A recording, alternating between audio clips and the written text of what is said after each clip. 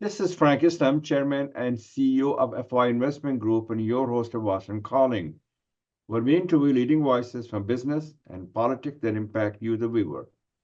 Today, we are fortunate to have a distinguished guest who's a dear friend, Mike Kugelman. Mike is the South Asia Institute Director at the Woodrow Wilson Center, where he is responsible for research, for programming, and publication on the region. His main area of specialty is Pakistan, India, and Afghanistan, and U.S. relations with each of the South Asian nations. He writes monthly column for Foreign Policy South Asia Channel. He's also a dear friend, and thank you, Mike, for coming to our show, and welcome to our show. Thank you, Frank. It's so great to be back here with you, and I really look forward to this conversation. Wonderful. So, Mike, you are among the foremost South Asia expert, as Tarun Basu said, as a lot of people think that that's the case, that has only in recent time grown in prominence in American foreign policy. What was the reason for your interest in South Asia?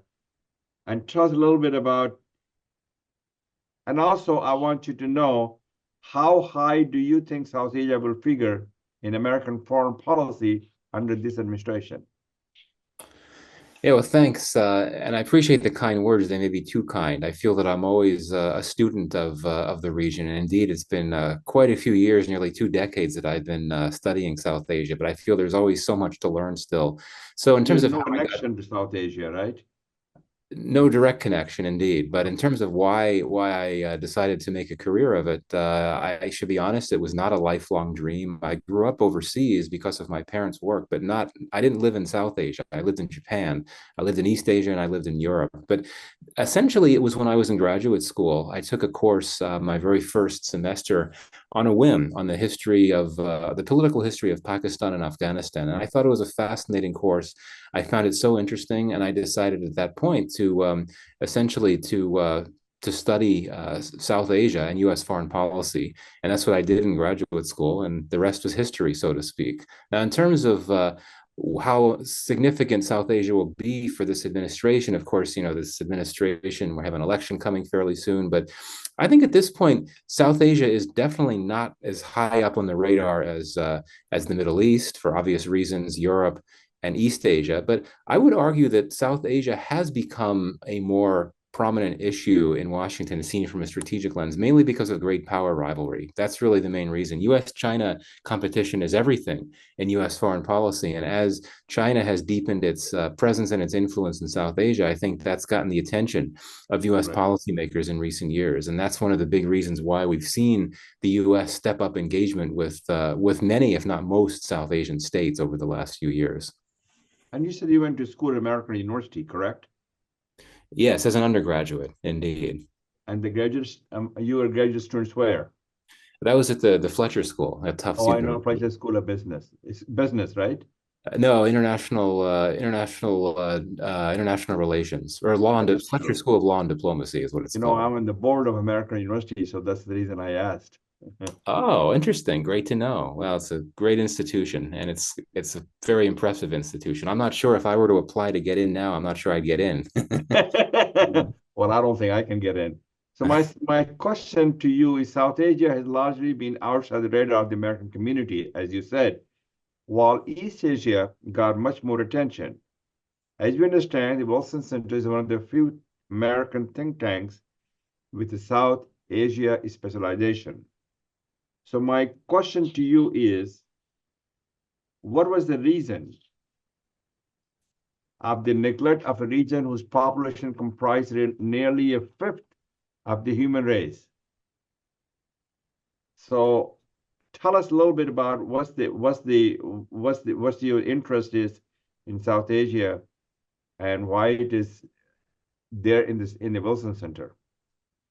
Right. Yeah, it's a great question. So, I mean, indeed, if you look over recent history, one could argue that during the Cold War, particularly during the latter decades of the Cold War, South Asia became very, very prominent in U.S. thinking because of the Cold War, because of the U.S. Soviet state of play, and this is something that became a pretty significant thing. But obviously that didn't last forever. The Cold War ended, and then we got into a point where we went into the early 2000s and the post 9/11 era, where the U.S. tended to look at South Asia through separate silos. Right, it was fighting its war in Afghanistan on the one hand.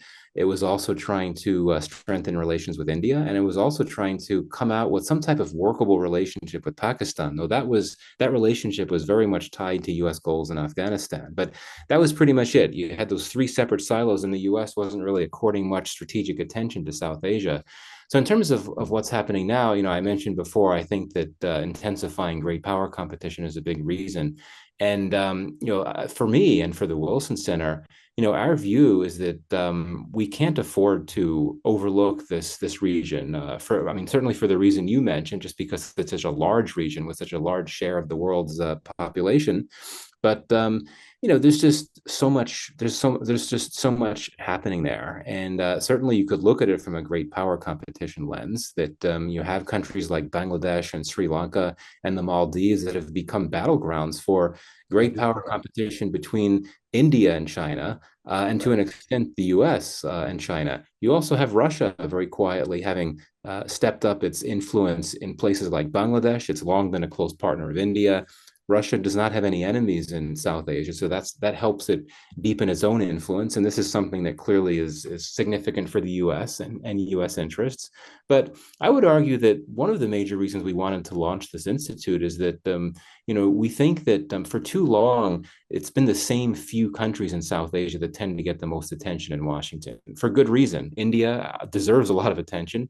Afghanistan, we were fighting a war there for many years, and then Pakistan as well, which has its own strategic significance. But our view is that it's important to provide more understanding and highlight the what's happening in places like Bangladesh and Sri Lanka, Nepal, Bhutan, the entire SAARC region for a number of reasons. One being the great competition factor. So one of the broader goals of the South Asia Institute is to essentially deepen Washington's intellectual and strategic focus in South Asia beyond India and beyond Pakistan. And we also are looking to provide platforms for voices from South Asia. We think that Washington needs to hear more from authentic, credible voices from the region, and not only U.S. voices or American voices commenting on the region. That's important too, but I think for the sake of authenticity and diversity, you want to be able to provide opportunities for scholars and researchers and policymakers and so on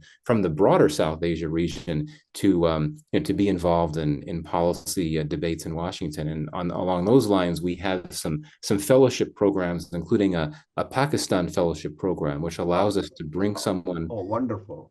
yeah, to bring a thought leader from Pakistan to the Wilson Center every year to work on some type of research project. And how you have one for India, one for Pakistan, both? Yeah, we don't have a separate country specific program for India. We do Okay, so have you have for fellows South from Asia. India, Okay. but yeah. Mhm. Well, let's talk about the just concluded Indian election. You know, what does it say for Indian democracy, and what are the takeaways from this election? I know, and how long do you think the Modi coalition will last? What will happen to Modi 3.0? It didn't do well. Modi only got 240 seats, and they have a coalition with with the Nitish Kumar in Bihar and the one in Assam. Is that correct? Andhra Pradesh. Yeah, Mhm. Andhra Pradesh. Okay. Do you think they will last?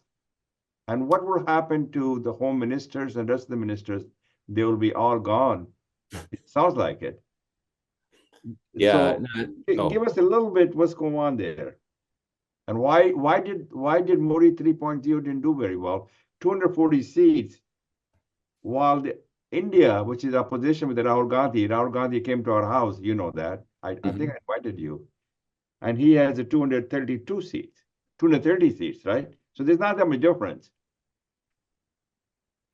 Well, I mean, the BJP in Modi's party still got the most seats by far in terms of other parties. But indeed, as you say, it did much worse than expected, and the opposition alliance did much better than expected. And Modi had been saying that the BJP alliance could get 400 seats He did. out of the 543 that there are. And no, he didn't get anywhere close to that. And in fact, the alliance, the BJP plus the electoral alliance partners didn't even get 300, which is a remarkable setback.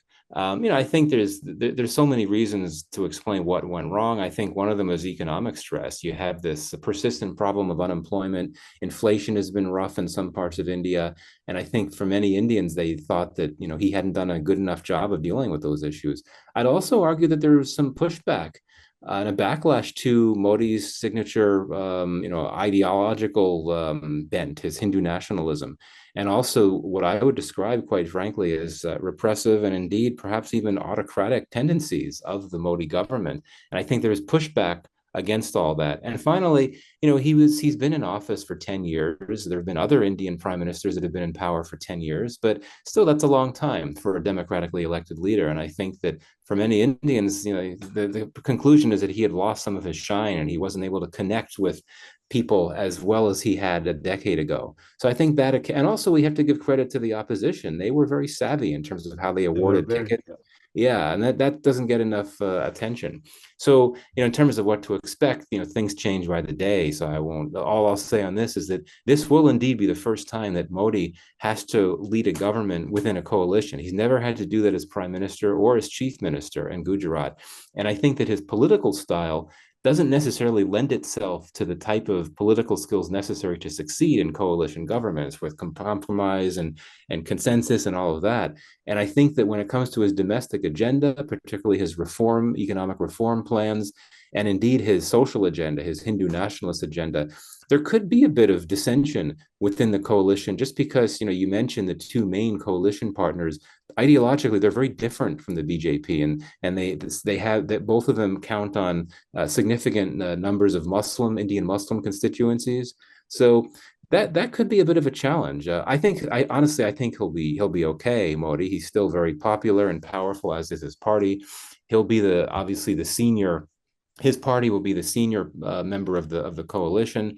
I think foreign policy, there's going to be a lot more agreement, so things will be fine there. But it'll be a test for him, for sure. I mean, especially as he's in his third term. We don't know how much longer he'll want to be in politics.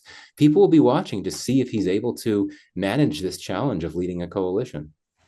So my question to you is, first of all, he's 74 years old now. Yeah. I think this probably will be the end of his, what I consider the election cycles, and somebody else will take it over. Maybe the Congress Party, maybe India, I do not know.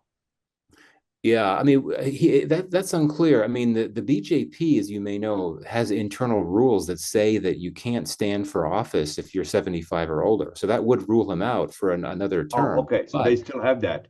Yeah, but I've heard leaders, including I believe Amit Shah, the very powerful former home Yeah, but minister. Amit Shah may not be there, as I understand, because the political differences between the coalitions and him and the BJP. Yes. I understand. I do not know.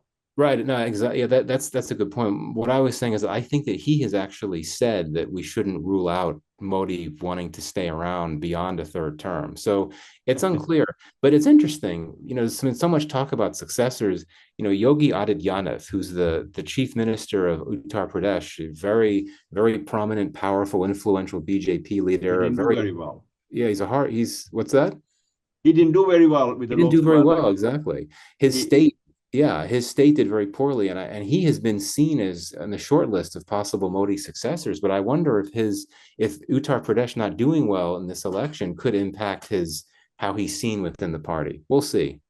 well, but I think the Samajwadi Party did better than him, Exactly, his party. indeed. The BJP finished second. It's remarkable. It is remarkable. And also the fact is the place that Ayodhya, is that what they call them? The one they Mhm. talked about the demolishing the Babur's mask to something else, to the Hindu temple. The person who won the election is not from BJP. He's from Indeed. lower caste. And I think that reflects how there are limits to the political appeal of Hindu nationalism, right? I mean, as I understand it, the area where the temple was constructed, you've got a lot of poor families, and That some is people have correct. been displaced for the temple to be built. They felt that they were being ignored. And see, for them, that gets back to the issues of privation that I mentioned earlier. And you build a temple, that's not going to ensure you have food on the table, right? So. So he's gonna we'll just have to wait and see what happens. It doesn't look like it's not. It doesn't look very promising. Sorry, what doesn't look promising? His government will last that long, and his coalition partner will last that long. I do not know. I do not know Right. yet. Yeah, I think it'll be all right. But yeah, I mean, it only takes one big disagreement to collapse the government, right? I mean, if a coalition partner backs out of something, then that could be it. But I mean, Modi's still a pretty savvy political figure. I imagine he'll keep the coalition together. But he will have an opposition with Rahul Gandhi and the rest of the Congress party, and that will be very difficult for him to challenge. And also in the parliament, as I understand, they have to get a consensus before they can pass any bill. Yes, that's exactly right. And the opposition is energized, it's emboldened, it's definitely gonna try to be an obstacle, I think, to legislative priorities of the coalition government. So that's a challenge, that's another challenge, that's another problem for Modi. So the PM, as we understand, PM Nawaz Sharif recently said Pakistan betrayed India by violating an agreement he had signed with then Prime Minister Vajpayee by launching the Kargil conflict. How do you see that statement, and what effect might it have on the future of bilateral ties, which is still frozen in a way? I don't see anything about India and Pakistan. Do you think this government, the new government, will basically have a little bit ties with the Pakistan?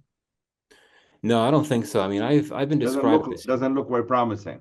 no, I don't think so. I think that Modi will want to keep things the way they were, and that's basically ensuring that the relationship doesn't spiral out of control. I don't think he wants things to get worse with Pakistan because he wants to be able to focus on China, which is the biggest strategic challenge. But I think that he has no incentive in trying to make the relationship better either for political reasons. And, I think that for Modi, it's almost been a decade ago, he made that surprise visit to Pakistan to meet Nawaz Sharif when he was prime Right. minister. He did. He did. And soon after he came back to India, there was a terrible terrorist attack that killed a number of Indian soldiers, and it was traced back to Pakistan. And I think that after that, Modi lost interest in trying to reach out. So yeah, I don't see any changes in India's policy toward Pakistan, and I think in Pakistan, so long as Modi is the leader, will not really have much interest in engaging as well. And you know what, Frank? They both have conditions that they've imposed for better relations that aren't going to be met, right? India has said Pakistan has to deal more with its terrorism problem. Pakistan says there is no terrorism problem, and Pakistan says that India has to change its policies in Kashmir, but India is not going to change those policies. So they're sort of stuck. Maybe the new government can do that. I do not. We do not know. No, we don't. But I think especially having a smaller mandate and less political space to operate, I don't think Modi's going to want to be experimenting in bold ways by trying to reach out to Pakistan. I just don't see that coming. Okay. And also, Pakistan is not doing very well economically, obviously. Exactly. Yeah. I mean, it's really needing to get a new IMF loan. It's working on that now. That It is correct. avoided a default last year, but one can't rule out another risk of a default down the road if it's not able to get more IMF assistance. I mean, Right. inflation has come down. Some things are looking up, but it's in a fragile state, and it's just has a lot of turbulence and political volatility as well. And there's this confrontation between the military and Imran Khan and his supporters, and China is very concerned about security risks in Pakistan. China is a key donor, so it's a bit of a delicate situation for Pakistan. Very well said. You have also said that Afghanistan presents a messy picture, right? Mm-hmm. After 4 decades of war, how much of that blame would you lay at the doors of American policy for the chaotic withdrawal from the country 4 years ago? What lessons have you learned? Do you think the president Biden, who did this thing, will pay the price in terms of polling? Yeah, that's a great question. I remember getting this question a lot in August 2021 when the U.S. pulled out. I think that at one point there was a view that the very chaotic last few weeks of the U.S. withdrawal could be costly for Biden politically. But honestly, I think Americans in many cases have short memories, and now the big focus is on the war in the Middle East. I think that this That is is outside. correct. Yeah, and I think that's where there could be some political cost. I mean, I think this is a bad thing. Especially in Michigan. Yes, exactly. I think it's a bad thing that people aren't really talking about Afghanistan in the government, which is very sad because there's so many very troubling things happening there. So I don't think Afghanistan will be a big campaign issue. We'll see, but I think that it's going to be more to the extent that foreign policy figures in the campaigns, it'll probably be the Middle East, and certainly China is something that's going to come up. But the big issue now is the Middle East and the war and the Israel Hamas war. Do you think there will be compromise in terms of having a ceasefire there between Well, Israel and the Gaza? Well, I mean, that's clearly what the Biden administration is really pushing for, and That's what certainly, I was told. yeah. I mean, this is not my area of expertise, but certainly, anytime there's an opportunity to stop the fighting, you try to take advantage. So I hope, my goodness, I mean, it's a terrible war. I hope that it ends sooner rather than later. But Palestinian paying the price. yeah, oh, absolutely. And also all these Israeli hostages, all these Israelis that are being kept hostage still. It's terrible. And It is a terrible situation. I agree. So, how importantly will energy play in the future of U.S. policy towards South Asia and the internal dynamics of South Asia?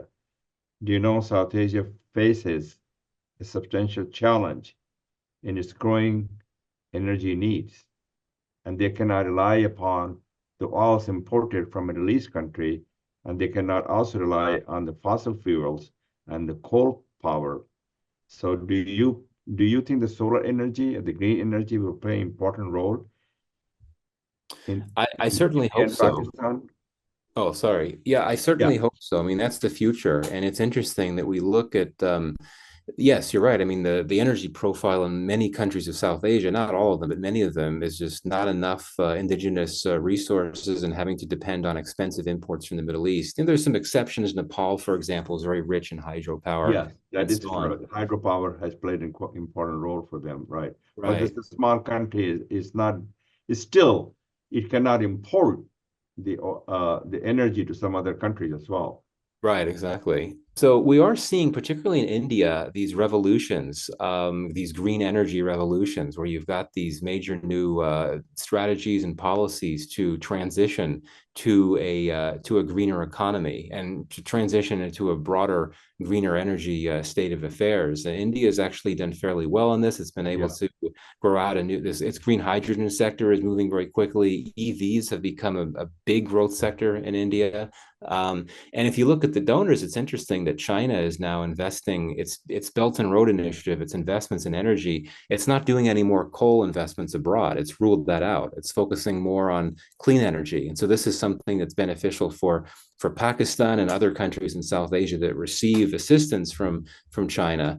But on the U.S. front, it's very interesting that we have. I'm sure you know about this, Frank. The International Development Finance Corporation, the DFC, which is an Yeah, I investment do know. arm of the U.S. government. And in South Asia, it is emphasizing clean energy infrastructure investments. And India, I believe, has one of the largest, if not the largest, energy. India is the largest portfolio for the DFC in South Asia. There have been a number of clean energy investments announced there. And the big one that was in the news for a lot some weeks back was the DFC investing $500 million in a port development in Sri Lanka, interestingly, in partnership with Gautam Adani of India's Adani Group.